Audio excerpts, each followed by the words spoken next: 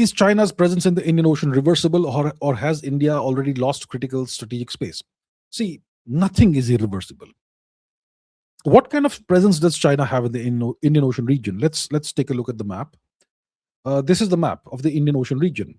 Obviously, there are two. There's the west coast of India, which is the so-called Arabian Sea, which I call the Sea of Saurashtra, and you have the east coast of India, which is the Bay of Bengal, or the Kalinga Mahasagar. So that is the coastal regions of India. Then we have the Lakshadweep Sea, and then you have the Greater Indian Ocean over here, which goes all the way to the Gulf of Malacca, the Strait of Malacca, to Western Australia, all the way to Antarctica, and over here in East Africa. So this is the Indian Ocean region. Now, what kind of presence does China have? China operates submarines and some ships, some warships in the region, naval ships. And the Chinese often participate in anti-piracy activities, naval activities of the Horn of Africa region, this region.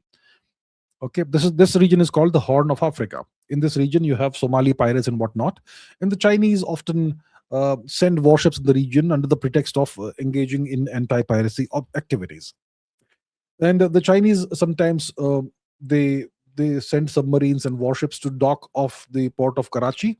Okay, and the Chinese also they operate a naval port in Djibouti. Shall we see what kind of what they have in Djibouti? So if you see here, what naval facilities do we have here? You will see a Chinese terminal and whatnot. Okay, I can't tell which one is the Chinese. There's an American operation also over here. So this seems like a... Okay, so I'll not waste your time by trying to identify which is which, but the Chinese operate. They have a naval base in Djibouti. Okay, so that's one thing they have. They may have access to Karachi port, or definitely Gwadar port, and possibly Hambantota. I'm not sure if that's still something they operate, and possibly something in Madagascar, and definitely not sure about, definitely not Thailand or Burma. Maybe something in Bangladesh, but Bangladesh is now a US vassal, so it doesn't work. So that's the kind of scattered activity they have. They're trying to construct a string of pearls. Did not really work out for them. So they have some presence in the Indian Ocean region. Now, is this irreversible or is it reversible? Nothing is irreversible. Has India lost critical strategic space? Not at all. We can transform the Indian Ocean region into an Indian zone by simply putting out more warships. All you need to do is to build a bunch of warships, not necessarily very expensive warships, and have them patrol the region, visibly patrol the region. So wherever you go, you must not be far from an Indian ship. You should see visibly that there are Indian ships all over the place.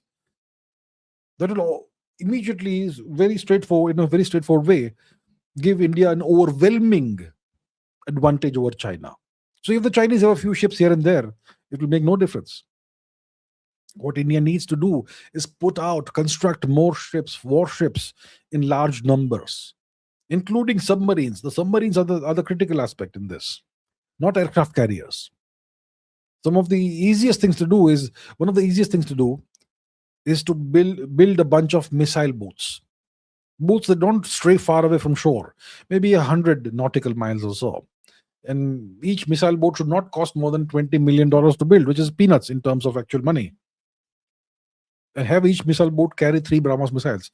That's frightening enough. If you build 100 of those, that is frightening for any adversary. Because you never know from what direction a missile is going to come and hit you.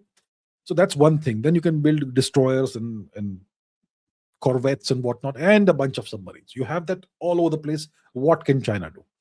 Right? There's nothing that's irreversible.